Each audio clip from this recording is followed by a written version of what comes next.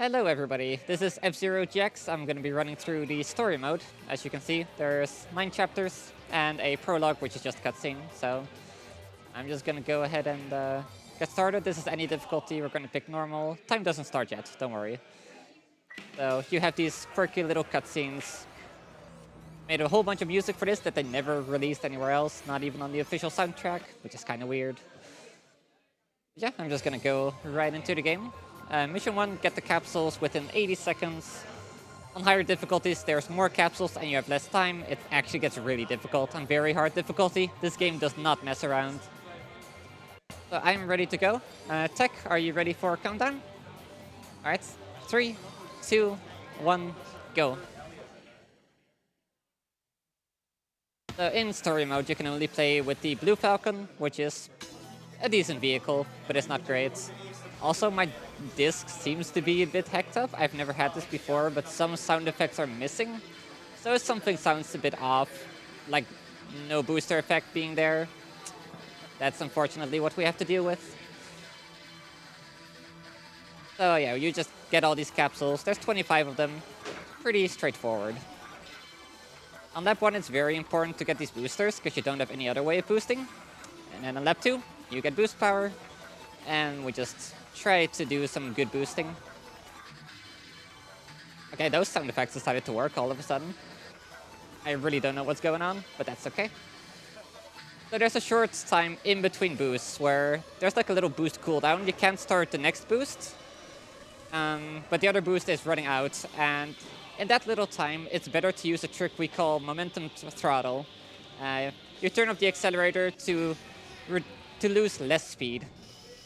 And basically, when you're holding the accelerator, it tries to push you towards your max speed. If you're far below it, it'll increase your speed fast. If you're very high above it, it'll push your speed down very fast as well. So whenever we're going really fast, I want to let go of the A button. But that also means, ideally, I'd be doing that in between those boosts. For Blue Falcon, it's only like, I don't know, 0.1 second that you want to let go of the A button. Which means it can be kind of difficult to do in a way that's actually beneficial. So sometimes if I'm in the middle of a turn or whatever, I might just ignore doing that. This chapter in particular is pretty crazy. It's really fun, but it has a very difficult trick called shift boosting, which involves you going off the track and then getting back on, and for some reason that gives you a speed boost. And with MT, momentum throttle, you can build up speed very fast. And we just have to outrace Goro. We have to get to the goal first. I'm gonna play it a little bit safe because I don't want to die. Might still die because I can't resist going for these shift boosts. Normally I would just spam them all over the place. This is actually me playing very conservatively and taking a lot of time to readjust my angle in between shift boosts. Normally I would just go for them over and over and then die. Normally this chapter would take you around like 1 minute and 20 seconds if you drive normally. So you can see it saves a lot of time. Road record is actually less than 30 seconds, which is kind of crazy. So after that craziness, we do something pretty normal. We just do a race. There's one pretty cool trick here as well, but for the most part, you're just trying to drive optimally. Actually, that's a lie. There's also jump plates, which are very useful. So what you can do with jump plates is do a side attack dive. When you're in the air, you want to face down like immediately, and that'll make you start gaining speed. But you can gain even more speed by doing side attacks, which I'll show you in just a moment what they look like. It's this. So you see these little red balls? That's me doing side attacks. So you can actually abuse that during a dive to get more speed. Pretty cool. So we abuse that at like every jump plate. We can also take little shortcuts right there. The game has a checkpoint system. If you skip too many checkpoints in the air, the game will kill you when you try to land, so you have to be careful of that. It's especially relevant on this lap, which I'm gonna try to go for a neat little jump, which will be on the final dash plates. I just have to get my boosting right. I don't think this is a good boost pattern, but I'm gonna try. Nope. I missed the dash plate or the jump plate, which is kind of bad, but hey.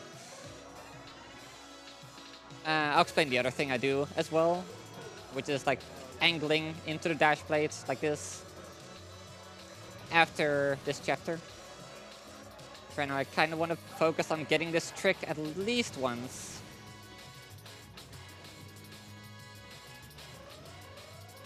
And I missed the jump plate again. Wow. So what I do is a momentum turbo slide and I die. So I'm just going to try again to get the jumps. A momentum turbo slide is a combination of techniques. It's momentum throttle, letting go of the A button, which allows us to gain speed a lot faster because we're not being pushed back to our top speed. And doing that, we face to the side and we use our strafe. Like in this game, you can strafe left to right.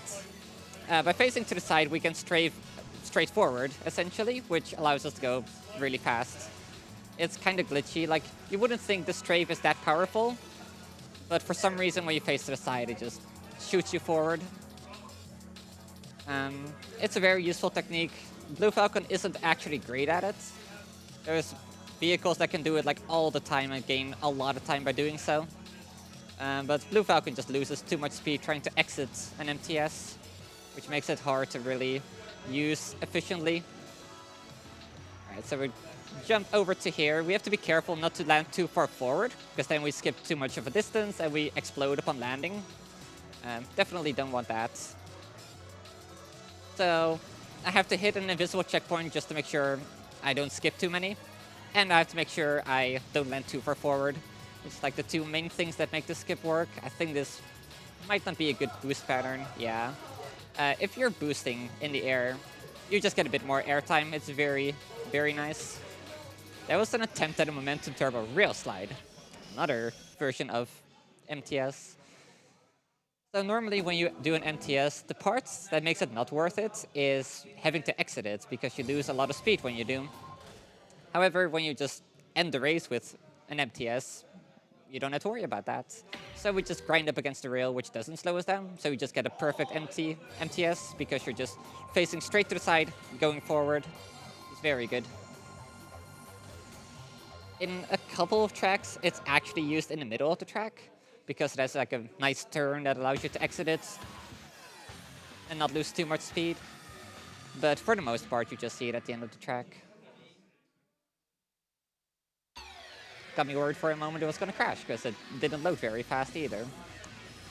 In this chapter, the goal is to kill Michael Chain, the rival you see in the top left.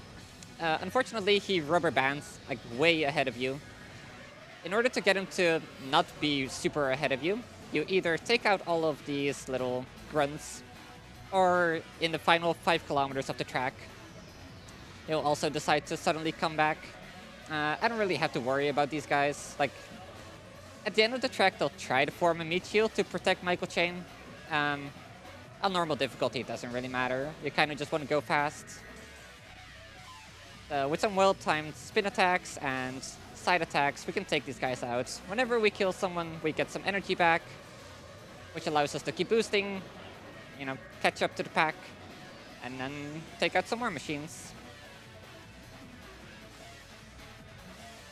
So having just 10 races left at the end here is very good. I'm actually just going to boost ahead. There's still some guys behind me, so Michael Chain won't come back until the last 5 kilometers, but that's okay. So now we kind of just try to stay on the inside of the turn and just wait for him to come back, and then we get most likely 3 hits on him to take him out. Sorry about the beeping. That's kind of just a thing you have to deal with. Usually it's a very good indicator, but in this case it's a bit much. Alright, so he's going to start slowing down. I actually hit him in the back, because otherwise he slows down too much and he ends up behind you, which is also not very beneficial. He can spin attack, which just wastes time, and if you hit him while he's spinning, that's very not good. Just like, this is not great, but we still got it. All that matters is that Michael Chain is dead by the end of the race. The other guys don't really matter. Actually a pretty good time as well. I usually get about 150 to It's like a small difference, but eh. So this mission is pretty infamous. If you've been to other speedrunning events, you might have seen a challenge set up for this particular chapter, which is just to clear Chapter 5 on very hard. It's a challenge one of Neglaria usually sets up. He used to run the game a lot. You just try to beat the chapter.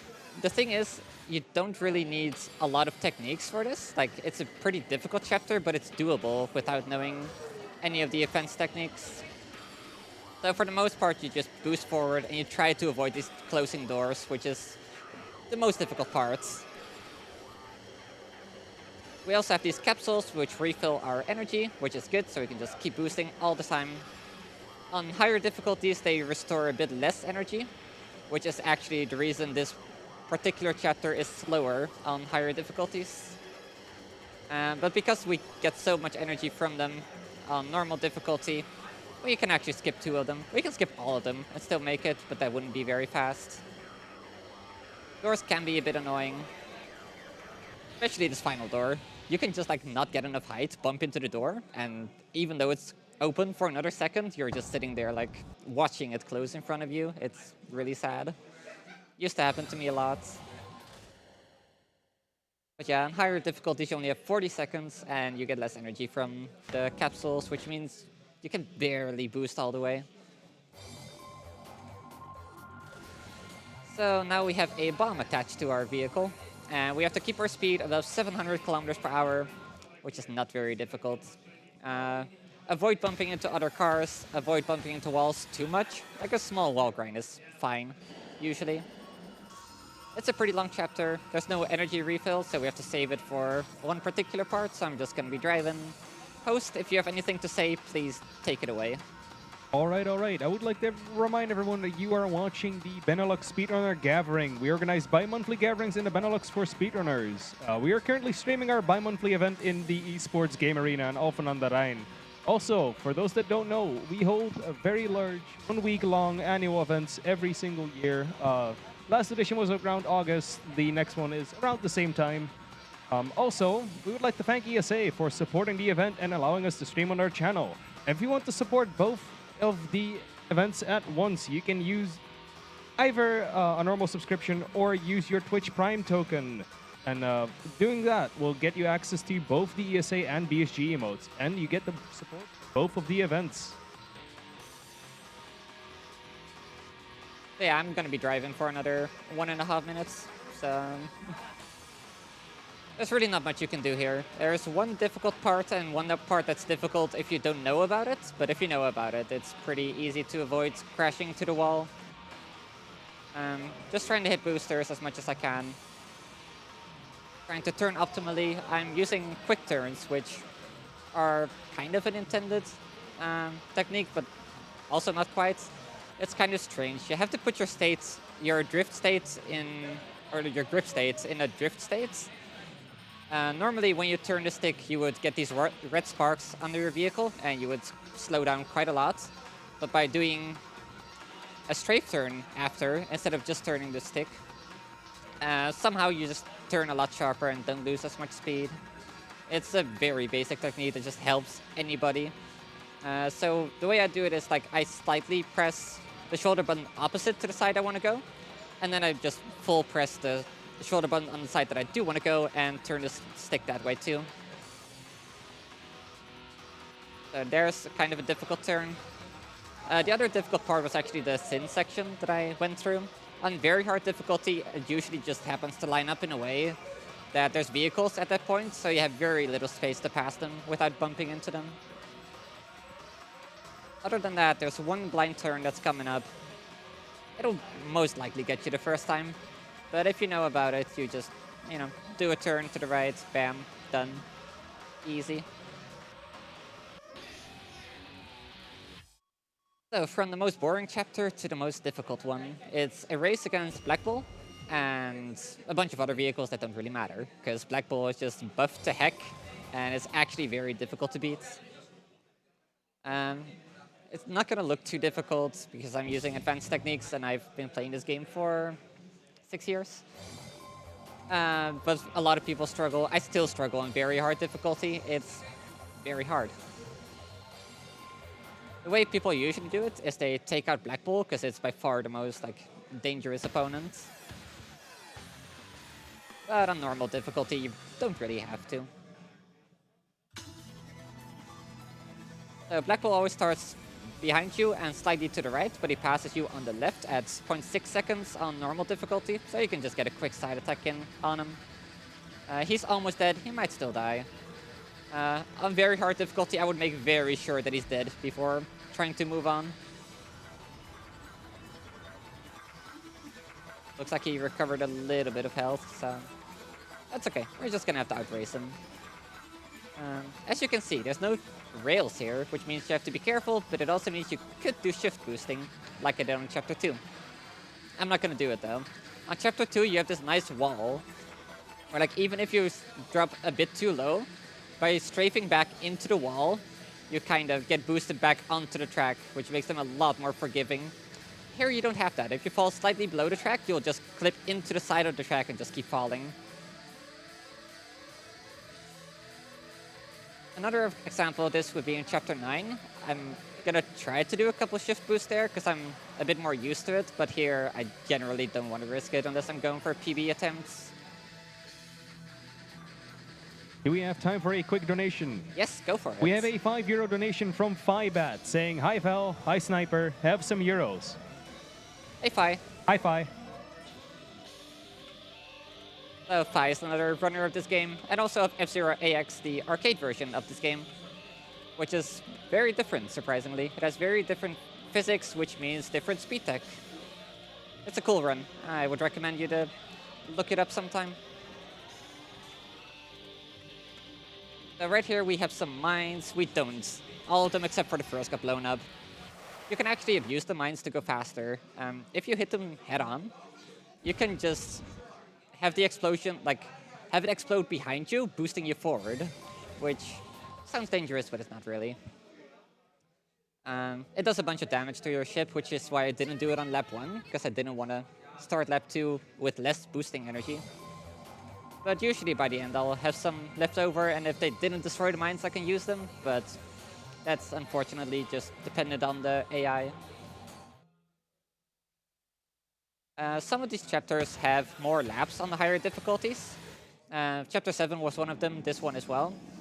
But another difference on this one is it has less mines on the track, which makes it easier, but it also makes it slower. It would be easier to do 3 laps on very hard difficulty, but you have to do 5 laps, unfortunately. So, in the end, normal difficulty is the fastest option. No mine hitting sound, that's kind of unfortunate. Oops. So right there you can lift off a bit, which you can abuse to get a shift boost, because you lift off for just a moment, then you land again. Somehow that gives you a shift boost. Unfortunately, I lifted off a bit too much. I got the shift boost, but I was going way too fast and too much to the right, so... Those rails are surprisingly not as high as they seem. Have to be kind of careful here. Didn't get the shift boost that time, but that's okay. There's also lava, which I didn't really comment on before. It does some damage to your vehicle, but on that one you don't really care.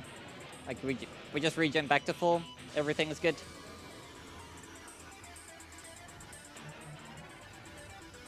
Another one right here. Some of these mines I just want to take out because they're in very annoying locations, and they would actually mess me up if I were going faster and hitting them accidentally. Once again, kind of just make our way. Quick turning is very important here. There's some very sharp turns. So here I want to be a bit more careful about not hitting too much lava, because that would take away from how much I can actually boost. Very difficult turn right there. It's like right into a left turn, and then a sharp left turn right here, which is made very easy by a trick called MTS into quick turn. So that's a whole combination of techniques right there working together.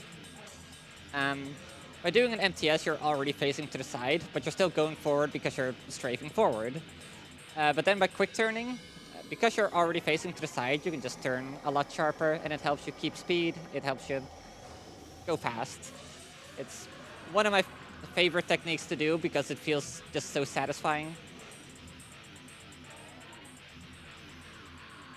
Once again, MTS, quick turn. There we go. End of mission 8, so which means we have just one more. The final one, I don't actually bother changing the difficulty because it literally doesn't matter. It matters if you're casually playing. We're racing against the Staff Ghost. The only thing that's different is the Staff Ghost time, but even on very hard, you just beat it pretty easily if you know what you're doing.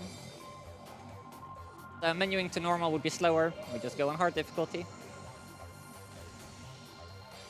It would be the same on Chapter 2 if you do it well. On Chapter 2, what changes is how fast Goro catches up. And also the boulder pattern. There's boulders falling down. You may have seen it. If you're just ahead of the boulders, they really don't matter. Just for the sake of not having to force shift boost that I'm not comfortable with, like these, I just wanted to play on normal difficulty. Not gonna go too over the top with shift boost because again, it's the line. The track is just a thin line. If you fall below the line, you're not coming back on. You can see how far ahead of the Staff Ghost I am in the bottom right, just above the minimap.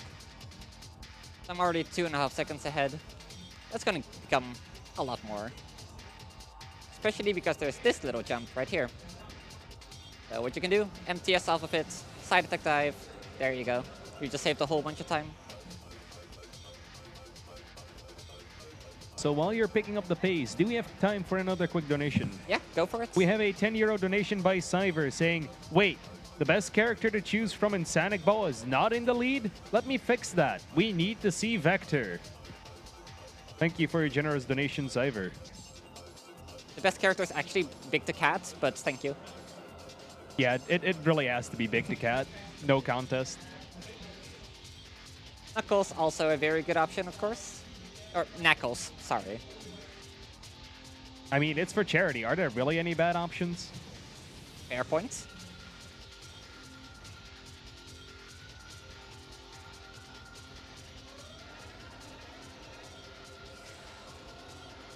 Actually using a very strange boosting pattern here, but it works. Almost MTS off the edge there. I thought I was going a bit faster than I actually was, but we're all good. At the end of this lap is time, by the way, so that's like another 25 seconds. And yeah, that's F-Zero GX, but I'm not quite done. This category was run on max speed settings, which is putting the slider all the way to the right, which means you have less acceleration but higher top speed. And it also prevents you from doing a technique called snaking. I'm going to show you what snaking is like. So yeah, time is coming up now.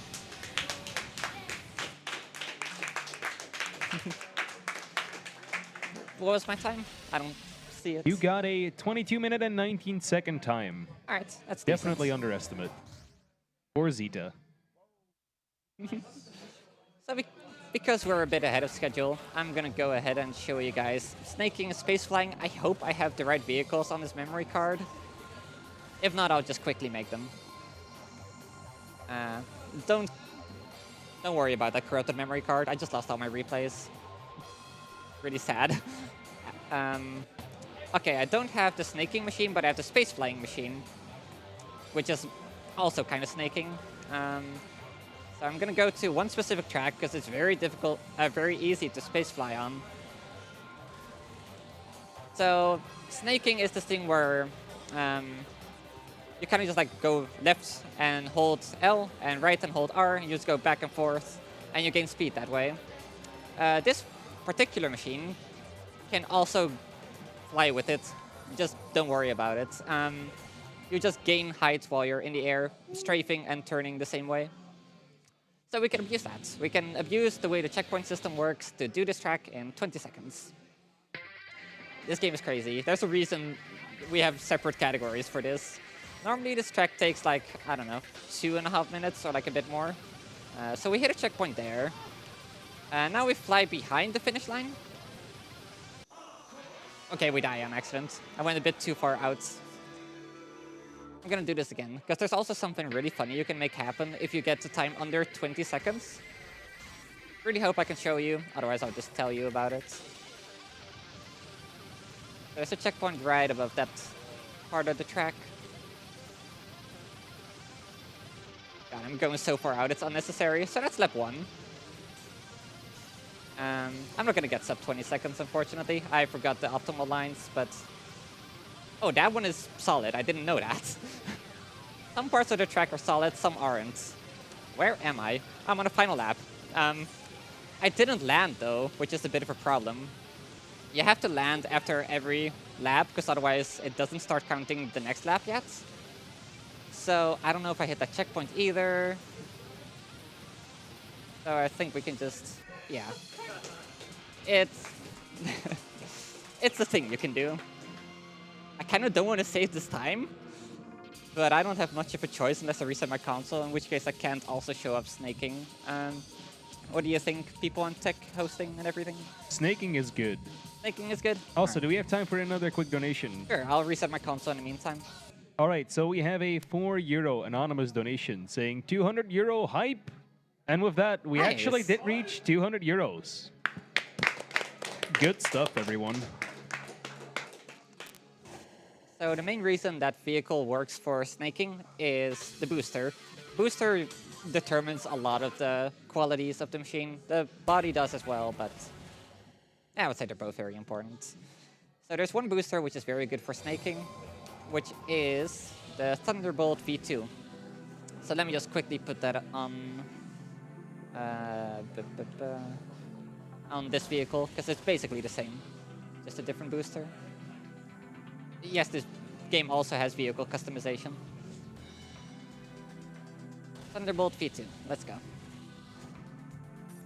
So this turned the vehicle from a top-tier max speed machine into a top-tier snaking machine instead. I'm not very good at snaking, but I'm gonna try to show you anyway. I'm gonna go on the easiest track, the one that's like easiest to snake on. The very first track. Really shouldn't have plugged in my corrupted memory card, it's not really doing anything for me. I still have to replace the logo on this vehicle, I just realized. It's still the old BSG logo. Oops. But regardless. Actually unacceptable. It's still the BSG machine. Glorious old logo. Alright, so like I said, you kind of just snake back and forth and you go really fast. With boost, you go even faster, if you can believe it. So lap 2 and 3 are going to be crazy. When you go up slopes, you can't really snake properly, so we MT instead. We hit some walls. And now we can boost, go really fast. It's a good time. You want to enter this part at a high speed, so you can just like MT up it really fast. Because again, you can't really snake on there very well. So as you can tell, this is quite difficult to do. I lost too much speed. You can do a suicide finish by blowing up your vehicle, but still crossing the finish line before it says retired. You can gain a lot of speed from the explosion, but, you know, you can just fly over the finish line. There's actually some insane setups for it. But yeah, I think that's all for me with F-Zero GX. Thank you all for watching, and enjoy the next run.